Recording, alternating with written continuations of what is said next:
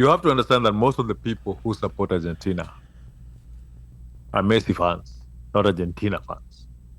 Where a lot of Africans support France is because that team is it's an African team. Africa. Yeah. Sina timu ambayo nasema kwamba this is the team and I'm there for the art of soccer itself. Na mimi kwangu kila kitu ni sanaa. All right? So ukiniambia kwamba siwezi nikasupporti Marekani kwa sababu ya ukatili wa kitu fulani, I think you're dragging me outside why I enjoy the game. I don't understand how any black person cheers for Argentina and France. What do you guys think about that? About what? Now, about he doesn't understand.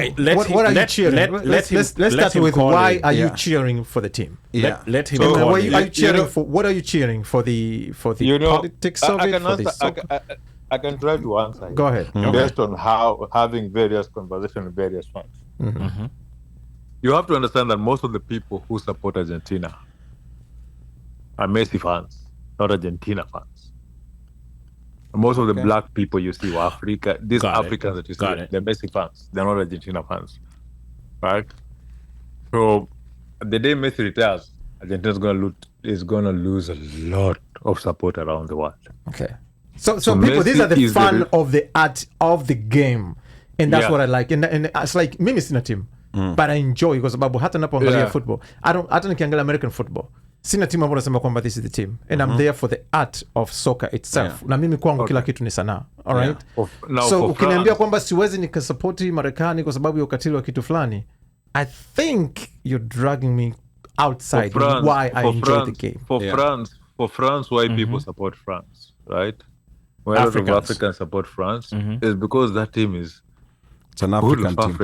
It's an African team. And then the one thing that you have to realize is that define African team. All those kids are first, second immigrants of Africans. First, second generation. Okay. Yeah. Of first African immigrants. Yeah. Okay. African immigrants. Okay. And then another thing is that most of these kids come from the streets, from the immigrant ghettos are immigrants. So they have that tie. And then these kids don't forget where they're from. They wear that blue jersey, but they have academies all over Africa. They get in touch with the motherland. So recruit. So like they're in touch with their families back home and everything. So they still have that connection. There's that connection where people feel like these are our children and we have to support them. But I mean, can we use the same question and say, someone say, I don't understand why would a white person support French? Because it's a black team. It's not only a black team, but they invest in Africa and all this stuff. That is actually a more genuine question. You'll be like, because if you can even ask Americans, why are you supporting the USA? Right? Like, you're gonna bring your team is full you're gonna bring of the number 20 Latinos. No, wanaitwa aje watu wanafukuzwa birthright kina the whole team Balogun wote walizaliwa huko kwa military base Europe. Like some of them were local. Like if you look at that team, it's actually kids who are not supposed to be here. Majority of that team, basically, if based on what was taken to the Supreme Court. Yeah, based on what the current government wants, most of those, majority of that team should not be here. But then why should a red-blooded American who's not supposed to be mixed with anything else, why is he supporting go USA? Right? Yeah, it's like, so I mean, once we some put of these things, you can separate as Bandia said, and you have to. It's like if you don't, we're in trouble. Of something from politics. Like not everything has to be political. Yeah, I feel sometimes like people in sports and also in the entertainment industry, sometimes watu naweka like unnecessary and due pressure. Yeah,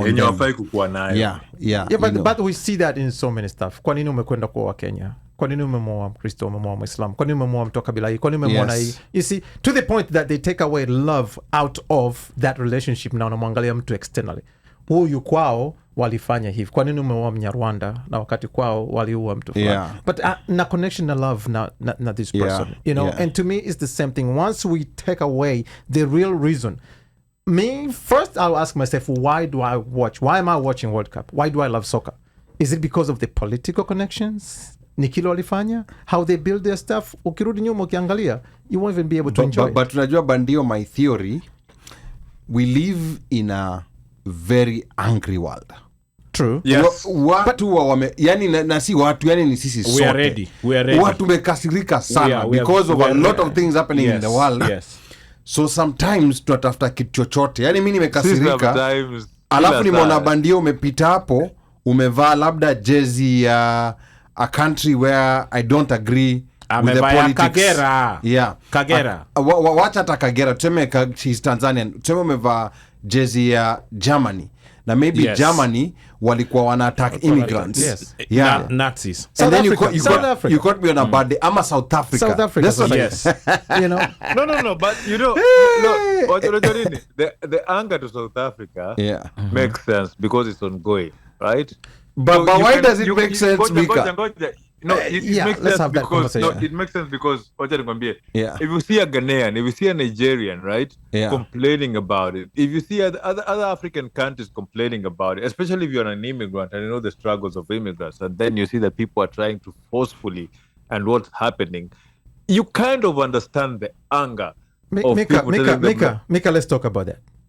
Unajua kwamba you can, like, even if they wanted, even if those players were against whatever was happening, no, they are I'm not talking but you're getting me wrong. I'm not talking about the players. I'm talking about the fans. I'm talking about people. No, but people were going against the team. No, I'm not saying the fans. The fans were going against the team. It's like me wearing that's like, why would you support that team?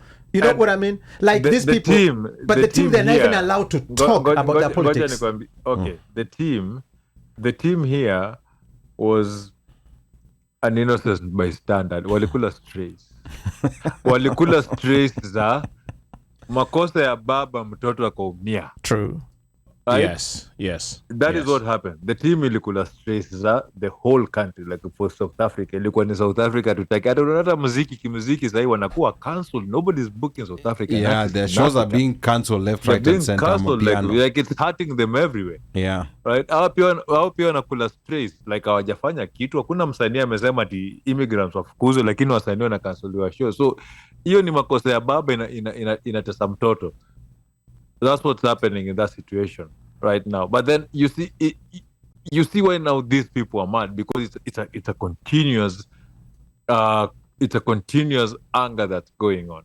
Now, if we move to other countries, if we move to other places, yes, the French have been bad to immigrants. The French colonized Africa and did a lot of bad things to Africa. The same thing as the British, right?